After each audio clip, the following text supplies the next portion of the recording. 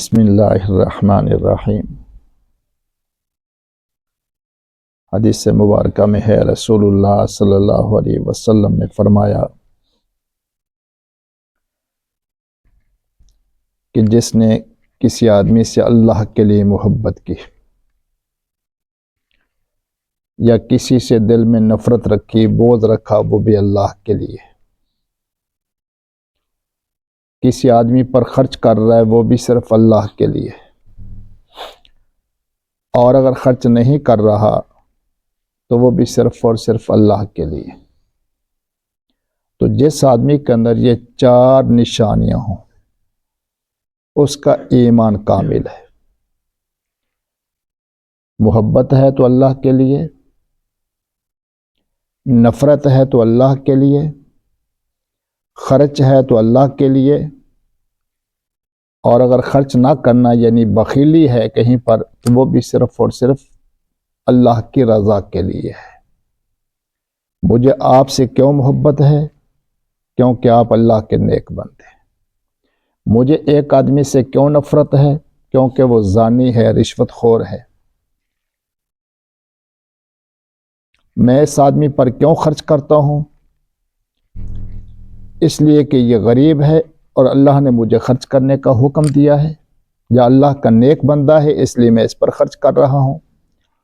اس پر میں کیوں خرچ نہیں کر رہا؟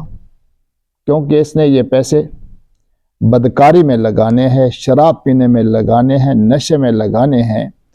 تو جس آدمی میں یہ چار نشانیاں پائی گئی اس کا ایمان کامل ہے۔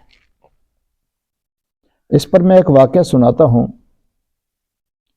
کہ سیدنا علی رضی اللہ تعالیٰ عنہ میدان جنگ میں ہے۔ ایک یہودی سے مقابلہ ہوا، یہودی کو گرا دیا۔ قریب تھا کہ یہودی کی گردن کاٹ دیتے۔ یہودی نے سیدنا علی رضی اللہ تعالیٰ عنہ کے منہ کے اوپر تھوک دیا۔ حضرت علی رضی اللہ تعالیٰ عنہ نے اس کو چھوڑ دیا۔ یہودی بڑا حیران ہوا تو اس نے پوچھا کہ ایک تو میں آپ کا دشمن تھا جس کی وجہ سے آپ مجھے قتل کرنا چاہ رہے تھے، آپ کے مذہب کا دشمن تھا، اسلام کا دشمن تھا، پھر میں نے آپ کے منہ کے اوپر تھوکا تو آپ کا غصہ بڑھنا چاہیے تھا، لیکن آپ نے غصہ بڑھانے کی بجائے مجھے بالکل ہی چھوڑ دیا، معاف کر دیا، اس کی کیا وجہ ہے؟ تو سیدنا علی رضی اللہ تعالیٰ نے فرمایا کہ میں نے جو آپ کو گرایا تھا اور قتل کرنا چاہ رہا تھا، آپ کی گردن کاٹنا چاہ رہا تھا، وہ اس وجہ سے تھا کہ تو میرے اللہ کا دشمن تھا، میرے پیغمبر کا دشمن تھا، میرے دین کا دشمن تھا، اس وجہ سے مجھے آپ سے نفرت تھی۔ لیکن جب آپ نے میرے منہ کے اوپر تھوک دیا تو میرا غصہ بہت زیادہ بڑھ گیا۔ فوری طور پر دل کے اندر یہ بات آئی کہ اب اگر میں اس کی گردن کاٹتا ہوں تو یہ اپنی ذات کے لیے ہے، یہ اللہ کے لیے نہیں، اللہ کے پیغمبر کے لیے نہیں۔ اور ہم ذاتی طور پر کسی سے انتقام نہیں لیتے، ہم جتنی بھی کسی کے ساتھ جنگ کرتے ہیں، کوئی بھی معاملہ کرتے ہیں، وہ صرف اور صرف اللہ رب العزت کے لیے ہوتا ہے۔ تو یہ معاملہ اب اللہ کی بجائے، رسول اللہ کی بجائے کس کے ساتھ ہو گیا؟ میری ذات کے ساتھ ہو گیا، جس کی وجہ سے میں نے چھوڑ دیا۔ یہ وہ لوگ تھے کہ جن کی تربیت آقا صلی اللہ علیہ وسلم نے خود کی تھی۔